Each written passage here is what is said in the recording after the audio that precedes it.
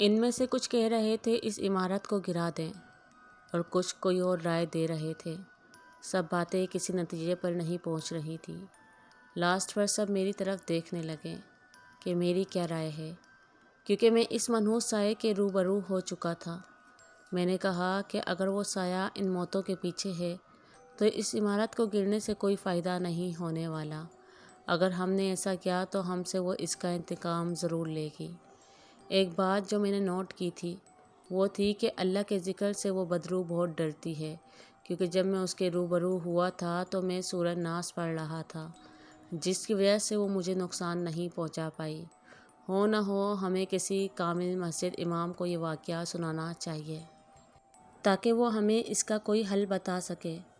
Last پر میری بات سننے کے بعد سب اس بات پر متفق ہو گئے اور یہ کام مجھ پر چھوڑ دیا گیا۔ میں وقت ضائع نہیں کرنا چاہتا تھا کیونکہ پہلے ہی بہت نقصان ہو چکا تھا۔ میں ایک مسجد امام کو جانتا تھا۔ میں نے سارے واقعات فون پر سب کے سامنے امام صاحب کو بتائے۔ امام صاحب نے خاموشی سے ساری باتیں سنی اور کہا کہ یہ بہت ہی خطرناک سایہ ہے، اس کو ختم یا بھاگنے کے لیے مجھے میرے استاد کی ضرورت پڑے گی۔ میں نے کہا کہ امام صاحب جو بھی کرنا ہے جلدی کریں، ہر روز گاؤں میں موت ہو رہی ہے۔ امام صاحب نے کل صبح کا وقت دے دیا۔ خیر، ہر بات فائنل ہونے کے بعد سب اپنے گھروں کو واپس چلے گئے۔ وقت کافی گزر گیا تھا، آج بھی گاؤں سنسان تھا۔ میں گھر آ گیا۔ میں اور میرے ابو آج گھر اکیلے تھے۔ چھوٹا بھائی شعر پڑھتا تھا، اسی لیے وہ کبھی کبھار ہی گاؤں آتا تھا۔ ویسے بھی ان واقعات کے بعد ابو نے اسے زیادہ گاؤں آنے سے منع کر دیا تھا۔ خیر، کھانے کے بعد میں بستر پر لیٹ گیا۔ حسب معمول آیت الکرسی اور چاروں کل پڑھ کر آنکھیں بند کر لیں۔ نیند نے کب مجھے آ لیا پتہ نہیں چلا۔ ایک عجیب بدبو کی وجہ سے میری آنکھ اچانک کھل گئی۔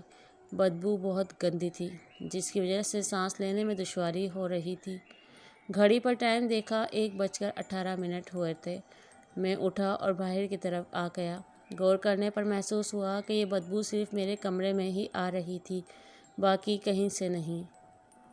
میں واپس اپنے کمرے میں آیا، پھر سے وہی گندی بدبو اچانک کھڑکی کھولی، جسے ہوا کے جھکنے سے کوئی سیاہی مائل دھواں کمرے میں داخل ہونے لگا۔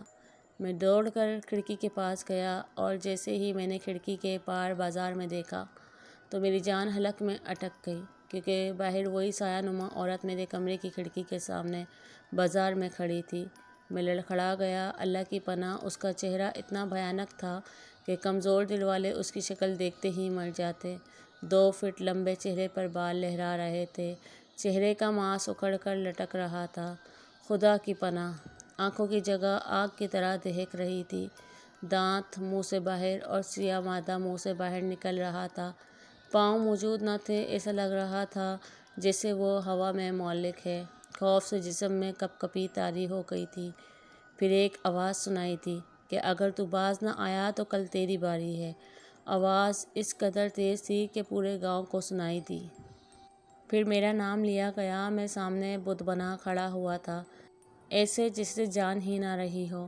اس کے بعد اچانک سناٹا ہو گیا۔ اتنی دیر میں پورے گاؤں میں لوگوں کی آوازیں آنا شروع ہو گئی۔ ابو میرے کمرے میں آ گئے، انہوں نے مجھے سنبھالا اور پانی پلایا۔ اب بازار میں لوگ اکٹھے ہو گئے تھے۔ میں نے خود کو سنبھالا اور دوڑ کر بازار میں چلا گیا۔ وہاں لوگ اکٹھے ہو گئے تھے۔ اس آواز نے سب کو جگا دیا۔ ہر کوئی آیت الکرسی پڑھ رہا تھا۔ ساری رات ہماری ایسی ہی گزری اور اب یہ ثابت ہو گیا کہ وہ بلا ہی ساری موتوں کی وجہ ہے۔ اس کا مجھے یہ موت کی دھمکی دینا، اس سے پتہ چل گیا تھا کہ اسے یہ معلوم ہو گیا تھا کہ میں نے ہی اسے ختم کرنے کا ارادہ کیا ہوا تھا۔ خیر، اب صبح کی روشنی پھیلنے تک سارے گاؤں کے لوگ آیت الکرسی کی تلاوت کرتے رہے۔ یہ بات طے تھی کہ اگر آج اس کا خاتمہ نہ ہوا تو میں کل کا سورج نہیں دیکھوں گا۔ ہم لوگ بے صبری سے امام صاحب کا انتظار کر رہے تھے۔ سارے کام چھوڑ کر ہم سب ایک جگہ اکٹھے ہو گئے تھے۔ دن 1 بجے امام صاحب اور ان کے ساتھ ایک انتہائی نورانی چہرے والی شخصیت تھی، تشریف لے آئے۔ خیر، ہم جو پریشان تھے، اس میں ان لوگوں کی آمد ایک روشنی کی کرن کی طرح تھی جو اندھیرے کا دامن چیر دے۔ امام نے حال پوچھا اور میں نے رات ہونے والے واقعے کی تفصیل سب بیان کر دی۔ اس روحانی شخصیت نے ایک نظر مجھے دیکھا اور یہی کہا کہ تم خوش قسمت ہو۔ اس نے کہا کہ وہ وقت کم ہے، چلو عمارت کی طرف۔ سب لوگ عمارت کی طرف بڑھنے لگے۔ میں امام اور روحانی شخصیت کے ساتھ آگے آگے چل رہا تھا، کیونکہ اس نے مجھے اپنے ساتھ رہنے کو کہا تھا۔ جیسے ہی ہم گاؤں سے باہر نکلے، آندھی آ گئی۔ یہ آندھی کا موسم نہیں تھا۔ امام نے کہا کہ اس بلا نے اپنا کام شروع کر دیا۔ جیسے جیسے ہم آگے بڑھ رہے تھے، آندھی تیز ہو رہی تھی۔ ایسے لگ رہا تھا کہ آج یہ ہمیں اڑا کر ساتھ لے جائے گی۔ اب اس آندھی میں آواز بھی آنا شروع ہو گئی تھی۔ بہت مشکل سے ہم عمارت تک پہنچے۔ یہاں آتے ہی آندھی تھم گئی تھی۔ 3 بج رہے تھے، کیونکہ آندھی کی وجہ سے یہاں پہنچنے میں بہت وقت لگ گیا تھا۔ اب اس روحانی بابا نے زمین پر ایک بہت بڑا دائرہ کھینچا۔ یہ دائرہ اتنا بڑا تھا کہ میں اور گاؤں سے آنے والے سارے لوگ اس دائرے میں آ گئے۔ اب بابا نے ایک اور چھوٹا دائرہ کھینچا۔ اس میں امام اور خود بابا بیٹھ گئے۔ بابا نے ہمیں کہا، اس دائرے میں سے کوئی بھی باہر نہ نکلے، ورنہ ہم سب مارے جائیں گے۔ خیر، بابے نے قرآنی آیت کی تلاوت اونچی آواز میں شروع کر دی۔ پہلے تو کچھ نہ ہوا، مگر 5 منٹ کی تلاوت کے بعد عمارت سے چیخوں کی آوازیں آنا شروع ہو گئی۔ ایسی آوازیں آ رہی تھیں جیسے ہزاروں بلائیں رو رہی ہوں۔ خدا کی پناہ، ہم سب ایک دوسرے کے بازو پکڑے کھڑے تھے، اور سچ بتاؤں تو بھاگنے کو دل چاہ رہا تھا، مگر بابے نے سختی سے منع کیا ہوا تھا۔ اب آوازیں پاس آنا شروع ہو گئی تھیں، اور ان کی شدت میں اس قدر اضافہ ہو گیا تھا کہ ہم لوگوں نے کانوں پر ہاتھ رکھ لیے تھے۔ بابا جی اب اور تیزی سے تلاوت کیے جا رہے تھے۔ پھر اچانک عمارت کا گیٹ اس زور سے کھلا کہ سارا گیٹ ٹوٹ گیا اور کافی دور جا گرا۔ اب ایک بہت ہی خوفناک مخلوق اس راستے سے باہر نمودار ہوئی۔ یہ اتنی بھیانک تھی کہ گاؤں کے کچھ لوگ بے ہوش ہو گئے۔ ہم سب نیچے دائرے میں بیٹھ کر یہ سب دیکھ رہے تھے۔ اللہ کی پناہ، آج اصل میں وہ بلا اپنے روپ میں آئی تھی۔ چہرہ اس قدر بھیانک کہ اسے بھیانک لفظ کم پڑ جائے۔ اس نے آتے ہی سیدھا بابے پر حملہ کرنا چاہا، مگر دائرے کی وجہ سے وہ ایسا نہ کر پائی۔ پھر وہ ہم لوگوں کی طرف آئی۔ اس کا ادھر آنا تھا کہ 10 لوگ اور بے ہوش ہو گئے۔ ہم انہیں پکڑ کر بیٹھے تھے تاکہ دائرے سے باہر نہ گر جائیں۔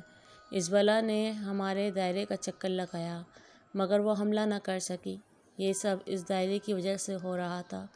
آخر کار وہ ایک جگہ ساخت ہو گئی اور پورے زور سے چیخنے لگی۔ بابا جی مسلسل تلاوت کیے جا رہے تھے۔ پھر یکدم بابے نے ہاتھ اکھڑ کیا اور اللہ اکبر، اللہ اکبر، اللہ اکبر 3 بار کہا۔ اس کے ساتھ ہی اس بلا کا جسم آگ میں تبدیل ہو گیا۔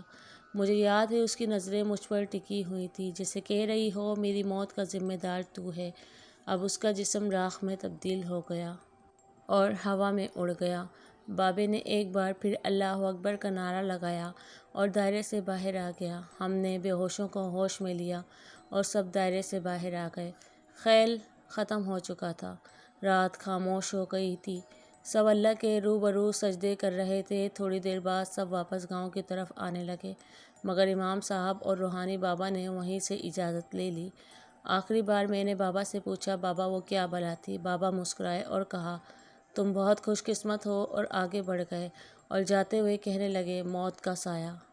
سال بیت گیا، وقت کی ندی بہہ رہی ہے، مگر مجھے وہ بھیانک دور آج بھی کل کی بات لگتا ہے۔ مگر میں اللہ سے دعا کرتا ہوں پھر کبھی ایسا وقت نہ آئے۔